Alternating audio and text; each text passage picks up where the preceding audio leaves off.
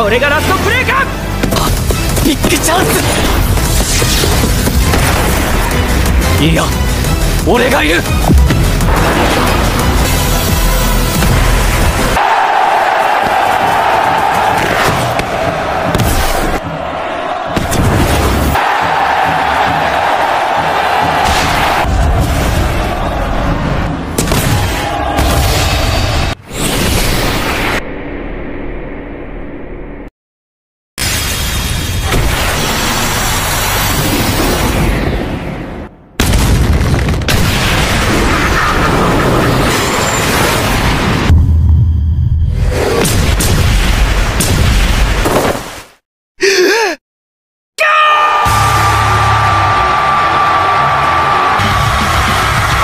Hello guys, welcome to the class. Blue Lock manga explanation కి స్వాగతం.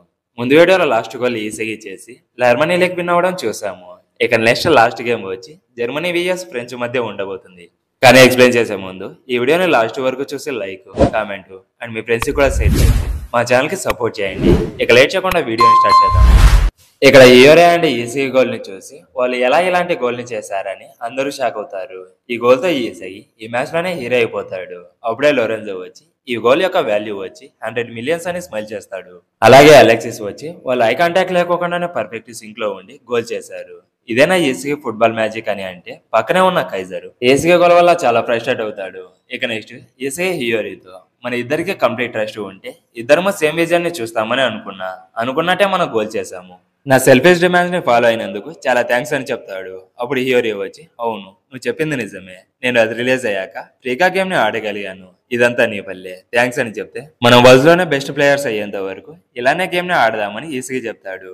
అప్పుడు హియోరీ వచ్చి ఇలాంటి ప్లేయింగ్ స్టైల్ తో గేమ్ ని నీతో అస్సలు ఆడను, వరల్డ్ లోనే బెస్ట్ స్ట్రైకర్ ని క్రియేట్ చేసి బ్రాండ్ ఆఫ్ ఫుట్బాల్ ని ఆడుతాను. హానెస్ట్ గా చెప్పాలంటే నేను ఫుట్బాల్ ని ఆడడం స్టార్ట్ చేయాలని డిసైడ్ అయ్యాను. బట్ లాస్ట్ గోల్ ని చూసాక నేను ఫుట్బాల్ ని వదలకూడదని డిసైడ్ అయ్యాను. స్ట్రైకర్స్ నాతో కిబాప్ అవ్వకపోతే నేను వాళ్ళని అసలు పట్టించుకొని అది నువ్వైనా సరే అని చెప్తాడు.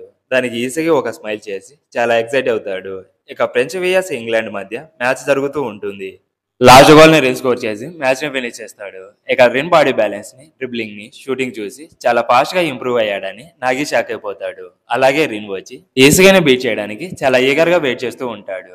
అప్పుడే నాగి రిన్ తో ఎలా నువ్వు ఇంత స్ట్రాంగ్ అయ్యావు, దానికి రీజన్ ఏంటని అడిగితే నా బ్రదర్ ని అలాగే ఈసీని బీట్ చేయడానికి అని చెప్తాడు. అయితే వాళ్ళని బీట్ చేసిన తర్వాత నీ గోల్ ఏంటని అడిగితే ఫుట్బాల్ వరల్డ్ లో ప్రతి ఒక్కటి నేనే డిసైడ్ చేస్తాను, నన్ను డిఫీట్ చేయాలని అనుకున్న వాళ్ళని నేను డిఫీట్ చేసి వాళ్ళ ఫుట్బాల్ లైఫ్ ని డిస్ట్రాయ్ చేస్తానని చెప్తాడు.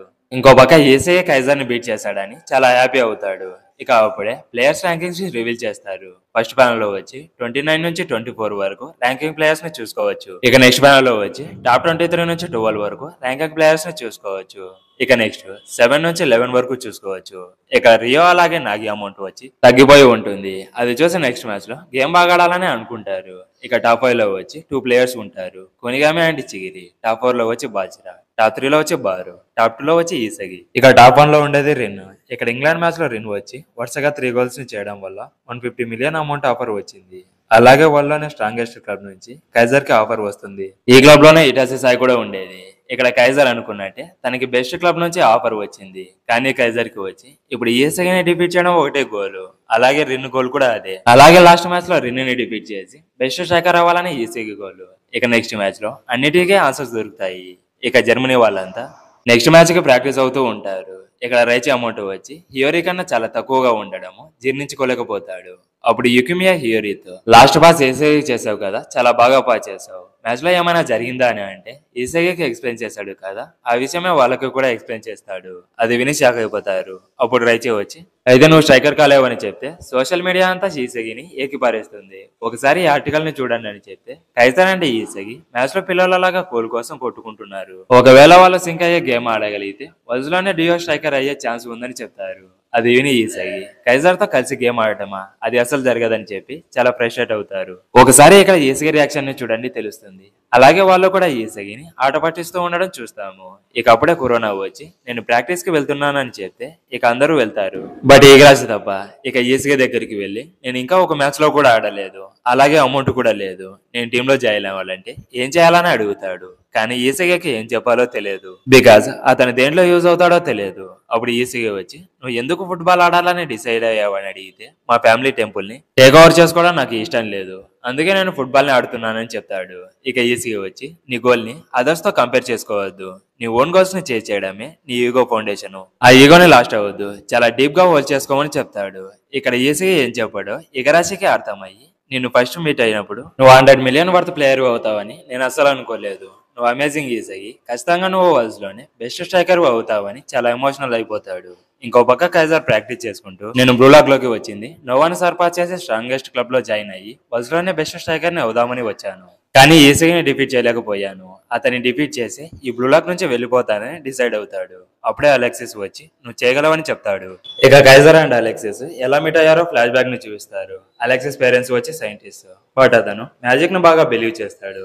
ఇక వాళ్ళ ఇంట్లో వచ్చి మ్యాజిక్ ని ఎవరు నమ్మరు, ఎందుకంటే వాళ్ళు సైంటిస్ట్ కాబట్టి కళ్ళతో చూసింది మాత్రమే నమ్ముతారు. రాధేశ్యామ్ మూవీలో సైంటిస్ట్ విఎస్ కృష్ణరాజు మధ్య ఒక సీన్ ఉంటుంది కదా, సేమ్ అలాంటి సిచ్యువేషన్ ఇది కూడా. ఒక రోజు గాయాలతో ఇంటికి వచ్చి ఒక మ్యాజిక్ స్పెల్ తో ఆ గాయాలని హీల్ చేయమని చెప్తే నువ్వు ఆ గాయాలని క్లీన్ చేసుకోకపోతే డిస్ఇన్ఫెక్షన్ అయ్యి చనిపోతావు అని చాలా డీటెయిల్ గా ఎక్స్ప్లెయిన్ చేస్తాడు. అలాగే ఒక రోజు మంచుతో స్నోమ్యాన్ ని తయారు చేసి దానికి ప్రాణం రావాలని మ్యాజిక్ స్పెల్స్ ని వేస్తూ ఉంటాడు. అప్పుడే వాళ్ళ బ్రదర్ అండ్ సిస్టర్ వచ్చి మాకు ఎక్స్పెరిమెంట్ చేసుకోవడానికి చాలా కష్టంగా ఉంది, సౌండ్ చేయొద్దు, ఎన్నిసార్లు చెప్పాలి నీకు, మ్యాజిక్ గురించి మాట్లాడొద్దని చెప్పి ఆ స్నోమ్యాన్ ని తంతారు. అది వెళ్ళి వాళ్ళ పేరెంట్స్ కి చెప్తే మ్యాజిక్ ని బిలీవ్ చేసేవాళ్ళు నా ఇంట్లో ఉండొద్దని చెప్తాడు. ఆ మాటలకి ఏడ్ చేసి మ్యాజిక్ కోసం అన్ని వేస్ లో సర్చ్ చేస్తాడు. లాస్ట్ కి ఫుట్బాల్ లో ఉందని తెలుసుకొని ఫుట్బాల్ ని నేర్చుకుంటాడు. ఇక ఒక రోజు అతని ఫుట్బాల్ గేమ్ ని చూసి నువ్వు ప్రో ప్లేయర్ అవ్వాలని అనుకుంటే మా క్లబ్ లో ట్రై చేయని చెప్తాడు. ఇక ట్రైఅవుట్స్ గేమ్ లో ఆడుతాడు, కానీ అక్కడ వచ్చి తనకన్నా స్ట్రాంగ్ ప్లేయర్స్ ఉంటారు, వాళ్ళతో కేపప్ కాలేక ఒక గోల్ కూడా చేయలేకపోతాడు. ఇక హోప్స్ అన్ని వదిలేసుకున్న టైంలో కైజర్ అలెక్సిస్ తో ఇంపాసిబుల్స్ ని బిలీవ్ చేస్తావా, ఎవరైతే ఇంపాసిబుల్ ని బిలీవ్ చేస్తారో వాళ్ళు ఈజీగా దాన్ని గివప్ చేస్తారు, ఆ ప్రాసెస్ నే వీక్ అని అంటారు. అలాంటి వాళ్ళంటే నాకు నచ్చారు. మన అపోనెంట్స్ చాలా బాగా ఆడుతున్నారు, అది నేను కూడా ఒప్పుకుంటా, బట్ వాళ్ళ ప్లేయింగ్ స్టైల్ వచ్చి హై లెవెల్లో ఉంది, కానీ వాళ్ళలో ఒక స్ట్రాంగ్ ప్లేయర్ కూడా లేడు, కానీ నువ్వు చాలా డిఫరెంట్ గా ఉన్నావు, అలాగే ఒక స్టెప్ ముందుగానే ఆలోచిస్తున్నావు, కానీ నీకు కరెక్ట్ పార్ట్నర్ లేడు, ఇప్పుడు నేను నీ వైపు ఉన్నాను, పదా వాళ్ళకి మనం ఏంటో చూపిద్దామని చెప్తాడు. అలా కైజర్ అండ్ అలెక్సిస్ మీట్ అయ్యి ఇద్దరు కలిసి వాళ్ళ ఆపోనెంట్స్ టీమ్ ని డిఫీట్ చేస్తారు. ఆ తర్వాత డిన్నర్ కి, ట్రైనింగ్ కి, స్నానం చేయడానికి ఇద్దరు కలిసే వెళ్తారు, అంటే అంత క్లోజ్ అయిపోతారు. ఇక అలెక్సిస్ కైజర్ తో నాది నార్మల్ గా వీక్ మెంటాలిటీ అని చెప్తే నా నెక్ పైన బ్లూ రోజ్ టాటూని ఎందుకు వేపించుకున్నానో తెలుసా, ఈ బ్లూ రోజ్ వచ్చి ఇంపాసిబుల్ థింగ్స్ ని అచీవ్ చేయడానికి సింబల్, ఇంపాసిబుల్ థింగ్స్ ని రియాలిటీగా టర్న్ చేయడమే నా గోల్, అలా నేనే ఒక ఇంపాసిబుల్ అవుతాను, నేను ఛాంపియన్స్ లీగ్స్ ని అలాగే వరల్డ్ కప్ ని విన్ అవుతానని చెప్తాడు. అప్పుడే కైజర్ గోల్ అతని గోల్ అని డిసైడ్ అవుతాడు. ఇక ప్రజెంట్ లోకి వస్తే అలెక్సిస్ కైజర్ కోసం వస్తాడు. అప్పుడే కైజర్ తన గొంతుని గట్టిగా పట్టుకొని ఉండడం చూసి స్టాప్ చేయమని చెప్తే అలెక్సిస్ తో ఈసీని కంప్లీట్ గా డిఫీట్ చేయడానికి ఒక న్యూ వెపన్ ని క్రియేట్ చేశాను, అది కూడా ఫ్రాన్స్ విఎస్ ఇంగ్లాండ్ మ్యాచ్ లో డిస్కవరీ చేశాడు. ఇంకో పక్క వాళ్ళ మనీ ఎలా ఇంక్రీజ్ అయిందో డిస్కస్ చేసుకుంటూ ఉంటారు. అలాగే ఈసీ వచ్చి పిఎక్సీ గేమ్ లో రినీ డిఫీట్ చేసి ర్యాంకింగ్ లో నెంబర్ 1 లోకి వెళ్లాలని అనుకుంటాడు. అప్పుడే యుకిమియా వచ్చి ఇప్పుడు పిఎక్సీ విఎస్ బార్సిలోనా మ్యాచ్ కి టైం అయింది, వెళ్ళి చూద్దాం పదా అని అంటే మ్యాచ్ ని చూడడానికి మానిటర్ రూమ్ లోకి వెళ్తారు. ఇక మ్యాచ్ అనేది స్టార్ట్ అవుతుంది. స్ట్రైకర్ పొజిషన్ లో రిన్ ఒకడే ఉంటాడు. షీడో వచ్చి బెంచ్ మీద ఉండడం చూస్తాము. బాల్ రిన్ దగ్గర ఉంటే బాచిరా ఓటోయో వచ్చి అతన్ని స్టాప్ చేయడానికి వస్తారు. అప్పుడే బ్యాక్ లో ఉన్న నానాసేకి పాస్ చేసి ముందుకు వెళ్లిపోతాడు. ఇక నానాసే వచ్చి లెఫ్ట్ లో ఉన్న చార్లెస్ కి పాస్ చేస్తే రిన్ గోల్ చేయడానికి పర్ఫెక్ట్ రేంజ్ లో ఉండడం చూసి అతనికి పాస్ చేస్తాడు. ఇక ఈసీకి వచ్చి రిన్ ఫేవరెట్ షాట్ అయిన కరూ షాట్ తో గోల్ చేస్తాడని అనుకుంటాడు, బట్ డిఫరెంట్ స్పిన్ ని యాడ్ చేసి devil spinning mid range shot ని షూట్ చేస్తాడు. అది చూసి ఈసగి షాక్ అయిపోతాడు. ఇక వాళ్ళ మాస్టర్ వచ్చి రిన్ ప్లేస్ లో షీడోని సబ్స్టిట్యూట్ చేస్తాడు. అలాగే కరాసుని టెచ్చుని కూడా సబ్స్టిట్యూట్ చేసి న్యూ అటాకింగ్ ఫార్మేషన్ తో మ్యాచ్ ని కంటిన్యూ చేస్తారు. నెక్స్ట్ షీడో కూడా గోల్ చేస్తాడు. అయితే చార్లెస్ పాస్ చేసిన బాల్ వచ్చి చాలా హై స్పీడ్ తో వస్తూ ఉంటుంది. ఇక అందరూ షీడో గోల్ చేయడాలని అనుకుంటారు, కానీ గోల్ చేయడం చూసి షాక్ అయిపోతారు. అలాగే రిన్ గ్రౌండ్ లో ఉన్నప్పుడు, షీడో గ్రౌండ్ లో ఉన్నప్పుడు అలా గేమ్ ప్లేయింగ్ స్టైల్ వచ్చి చాలా డిఫరెంట్ గా ఉంటుంది. అలాగే ఈసీ అండ్ హియోరీ వచ్చి షీడోకి ఆ పాస్ ని ఇంటెన్షనల్ గానే చేసేసాడు. అలాగే రిన్ కి వచ్చి బ్యాక్ స్పిన్ ని పెట్టి పర్ఫెక్ట్ పాస్ ని ఇచ్చాడు. ఓవర్స్ కి డిఫెన్స్ లో లోరెన్జో ఎలాగో ఫ్రాన్స్ కి చార్లెస్ వచ్చి ఆఫెన్స్ లో ఆర్ట్ లాగా ఇంకో పక్క ఇంగ్లాండ్ విఎస్ ఇటలీ మ్యాచ్ జరుగుతూ ఉంటుంది. బట్ ఆ మ్యాచ్ లో నాగే అండ్ రీ ఏం చేయలేకపోతారు. ఇక చిగిరి వచ్చి బారోని గోల్ చేయనీయకుండా స్టాప్ చేస్తే బారో సెండోకి పాస్ చేస్తాడు. అప్పుడు సెండో లాస్ట్ గోల్ ని స్కోర్ చేసి టీం ని గెలిపిస్తాడు. అప్పుడు నాగి వచ్చి సేమ్ రెన్నెని అడిగిన క్వశ్చన్ ని బారోని అడిగితే వరల్డ్ లో బెస్ట్ ప్లేయర్ అవడానికని చెప్తాడు. ఆ గోల్ ని రీచ్ అయిన తర్వాత ఏం చేస్తావని అడిగితే నన్ను ఛాలెంజ్ చేసిన ప్రతి ప్లేయర్ ని డిస్ట్రాయ్ చేస్తానని చెప్తాడు. అలాగే నాగిని నీకు ఫుట్బాల్ మీద ఉన్న ఇంట్రెస్ట్ ఇప్పుడు లేదని అనిపిస్తుంది. నువ్వు ముందులాగా గేమ్ ని ఆడడం లేదు. నువ్వు నాకు ఒక లూజర్ లాగా కనిపిస్తున్నావు. నువ్వు నీ ఈగోని ఫైండ్ అవుట్ చేయలేకపోతే వరల్డ్ స్టేజ్ లో నువ్వు ఫైట్ చేయలేవని చెప్తాడు. అలాగే ఇంకో పక్క సీడ్ సెకండ్ గోల్ చేయడం వల్ల ఫ్రాన్స్ మ్యాచ్ విన్ అవుతుంది. ఇక్కడ ఫ్రాన్స్ అండ్ జర్మనీ టీమ్స్ వచ్చి ఒక మ్యాచ్ కూడా ఓడిపోలేదు. అయితే France versus Germany match last. దాని మీనింగ్ వచ్చి ఆ మ్యాచ్ ని ఎవరైతే విన్ అవుతారో వాళ్ళే ఈ యూఏఎఫ్ఎల్ లీగ్ లో ఛాంపియన్ అని ఈజీగా చాలా ఎక్సైట్ అవుతాడు. అయితే ఇంగ్లాండ్ కి వచ్చి ఇంకో లాస్ట్ ఛాన్స్ ఉంటుంది. ఇంకో పక్క జిన్ని ఎగిరాసి వచ్చి ప్రాక్టీస్ చేసుకుంటూ ఉంటారు. అయితే నోవా వచ్చి ఆ ప్రాక్టీస్ ని చూస్తూ ఉంటాడు. ఇక మ్యాచెస్ అన్ని ఫినిష్ అయిపోవడం వల్ల ఇంకోసారి అందరి ర్యాంకింగ్స్ ని చూపిస్తారు. టాప్ 5 నుంచి 23 ప్లేయర్స్ వచ్చి వీళ్ళే. ఇక 24 నుంచి 35 లో ఉన్న ప్లేయర్స్ కి వచ్చి టాప్ 23కి వెళ్లే ఛాన్స్ ఉంటుంది. కానీ ఇట్లీ వాళ్ళకు ఉండదు. ఎందుకంటే వాళ్ళ టీం కి మ్యాచెస్ అన్ని కంప్లీట్ అయిపోయాయి. ఇక టాప్ 4 లో వచ్చి షీడో, టాప్ 2 లో వచ్చి బారో అండ్ ఈసగి ఉన్నారు. నెక్స్ట్ మ్యాచ్ రిజల్ట్స్ ని బట్టి టాప్ 3 పొజిషన్ ఎవరిదని డిసైడ్ అవుతుంది. ఇక ఫస్ట్ పొజిషన్ లో వచ్చి రిన్నో. అప్పుడే నోవా వచ్చి వాళ్ళ టీంతో ఎవరైతే లాస్ట్ లో ఉన్నారో అలాగే ఎవరైతే ఫస్ట్ పొజిషన్ కి ఏం చేస్తున్నారో కామ్ గా లాజికల్ గా గోల్ ని స్కోర్ చేసి మ్యాచ్ ని విన్ అవ్వమని చెప్తాడు. అలాగే లోకి వచ్చి వాళ్ళ టీం మెంబర్స్ ఎక్కడెక్కడ మిస్టేక్ చేశారో దానికి ఏమేమి ఇంప్రూవ్ చేసుకోవాలో అవన్నీ ప్లేయర్స్ కి డీటెయిల్ గా ఎక్స్ప్లెయిన్ చేస్తాడు. ఇక చార్లెస్ అవి వినకుండా అక్కడ నుంచి ఎస్కేప్ కావాలని చూస్తాడు. అప్పుడు లోకి నేను ఫ్రాన్స్ లో జాయిన్ అవ్వడానికి రీజన్ వచ్చి నువ్వే. నేను వరల్డ్ లోనే బెస్ట్ స్ట్రైకర్ కావాలంటే నీలాంటి పాసర్ అవసరము. నీకు టాలెంట్ ఉంది కానీ ఎక్స్పీరియన్స్ లేదు. అలాగే నాకు 15 ఇయర్స్ అయితే నువ్వు నాకన్నా యంగ్ ప్లేయర్ వే అని లెసన్ ఇస్తూ ఉంటాడు. అయితే అది వినకుండా తను ఇయర్స్ ని క్లోజ్ చేసుకొని నువ్వు ఎంత ఎక్కువ చేయమని చెప్తే నేను అంత తక్కువ చేస్తానని చెప్తాడు. అప్పుడు లోకి టీం అందరితో నేను రెన్ అండ్ షీడోని యూజ్ చేసుకుని 2 ఫార్మేషన్స్ ని క్రియేట్ చేశాను. ఎందుకంటే చార్లెస్ టాలెంట్ ని బయటికి తీసుకురావడానికి. అలాగే మీరు కూడా సిచ్యువేషన్స్ ని అడాప్ట్ చేసుకుని ఎవాల్వ్ అవుతూ వచ్చారు. దానికి చాలా థ్యాంక్స్. నెక్స్ట్ మనం నోవా టీమ్ తో గేమ్ ఆడబోతున్నాము.